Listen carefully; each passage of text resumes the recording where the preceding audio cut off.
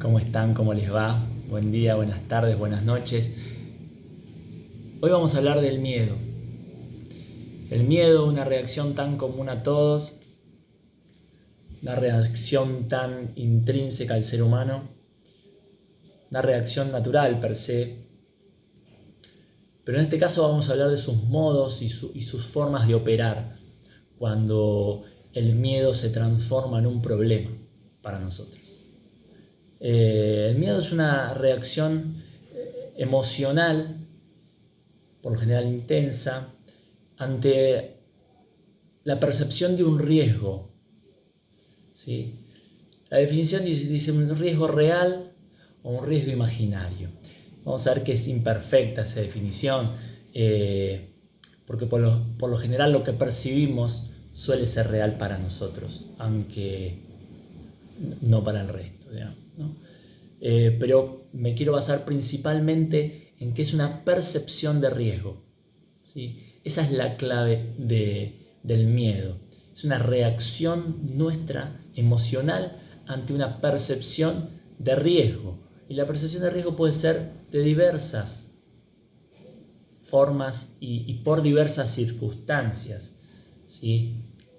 Lógicas y comprensibles o inclusive patológicas, ¿sí? Basadas en algún trastorno base.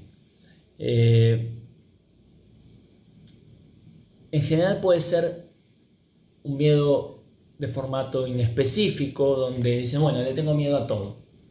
No sé a qué, pero tengo miedo. Bien, esa es una presentación donde la persona no puede explicar muy bien a qué le teme, ¿sí? Pero la reacción está. Hay un estado de hiperalerta, ¿sí? Hay un estado perceptivo aumentado, ¿sí? Donde los umbrales en general de reactivación, obviamente biológica también, están irritados, ¿sí? Y luego están los miedos específicos, ¿sí? O al menos focalizados sobre algo, ¿sí? Que le llamamos fobias en general, ¿sí? Cuando hay un miedo situado puntualmente sobre determinada situación u objeto, ¿sí? Esos son miedos específicos o fobias, ¿sí? Por lo general el miedo está acompañado de un despliegue no solamente es emocional, sino conductual y biológico, ¿sí?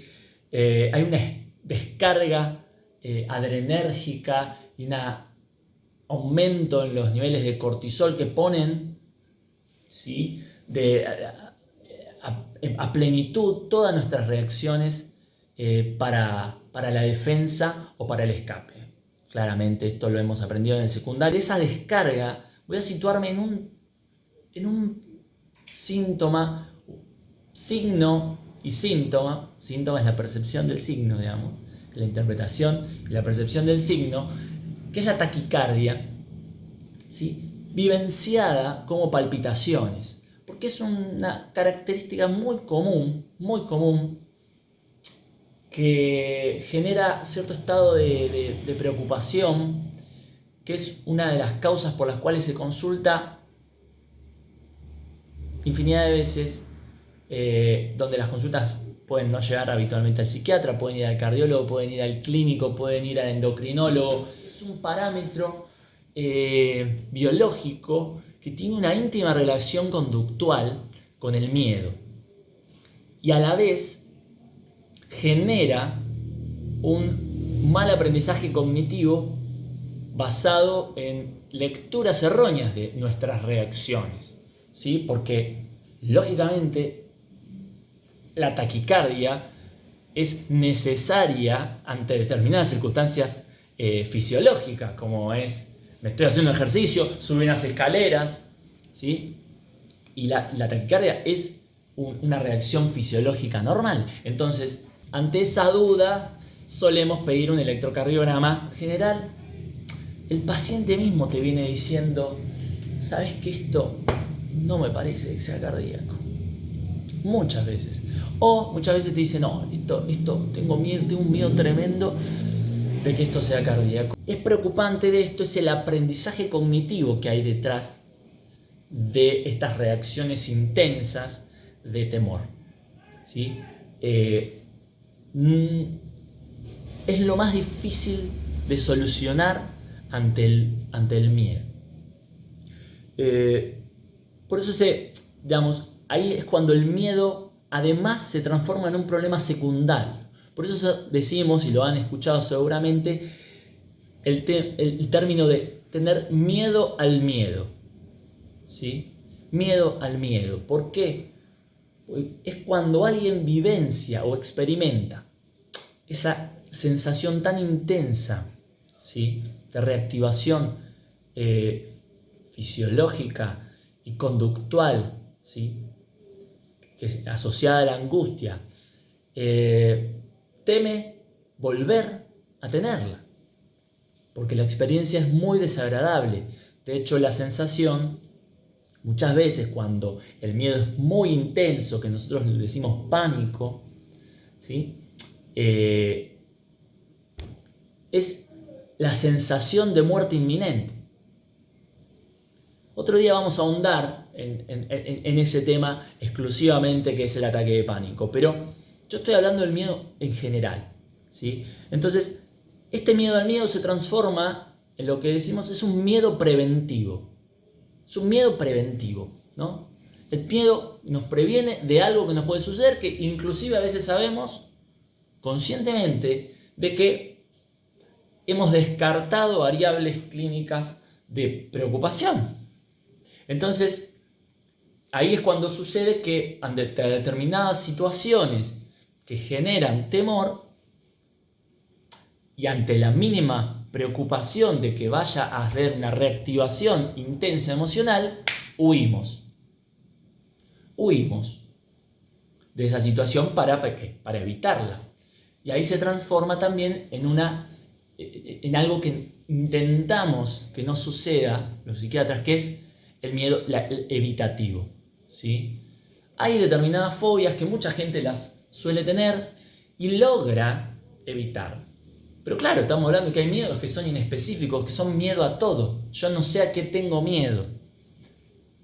Claro, y ahí empieza la evitación absoluta y la reclusión, muchas veces en los lugares que aparentan ser seguros, como el hogar, ¿sí?, hasta llegar a la habitación, y donde ya llega una sensación y una situación donde no hay escape, no hay escapatoria, porque el miedo está acá y no lo podemos sacar de encima, y eso genera un estrés, porque es un estrés que se puede tornar persistente y terminar en situaciones mucho más complejas y graves, ¿sí?, emocionalmente hablando y patológicamente hablando. Entonces, es muy importante conocer estas variables del miedo, ¿sí?, porque es un síntoma muy, muy común. ¿Y cuáles son los límites de tolerancia ante esta situación? La gente, mire, si algo le pasó esto a usted, lo va a saber. A mí me han llegado pacientes que han estado, por recordar algunos, 3 años encerrados en la casa sin pisar el patio. Entonces, fíjense que esos estados, ¿sí?, lejos están de ser saludables. Y las personas a veces hasta temen a todo y temen a consultar.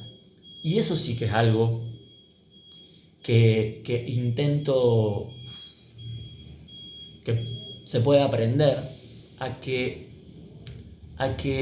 es posible, en principio, una disminución sintomática a través de los tratamientos. ¿Sí?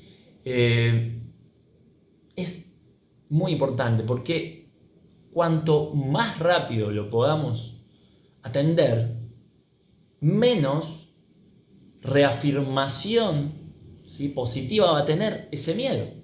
Entonces, menos dificultad de poder frenar, ¿sí?, el síntoma asociado.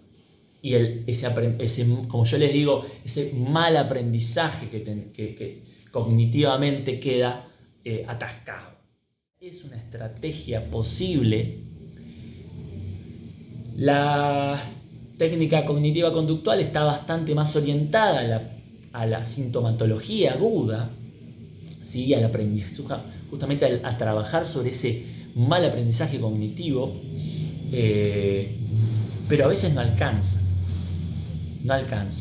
En general, ese abordaje, en los primeros meses uno empieza a darse cuenta si está funcionando o no está funcionando, y es ahí donde el terapeuta e inclusive el paciente, muchas veces el paciente dice, che, esto no me está alcanzando porque sigo con síntomas. Entonces, ahí empieza el abordaje psicofarmacológico a ser una opción, y es una opción mucho más pronta probablemente de lo que a veces se imagine. En otro momento ahondaremos, sobre el abordaje farmacológico, porque la típica es cubrir sintomáticamente y en agudo lo que son los miedos con ansiolíticos. Vamos a ver eso, que en determinadas situaciones es posible. A corto plazo es una posibilidad bastante frecuente, pero hay otros tratamientos a largo plazo a los cuales tampoco hay que temer, porque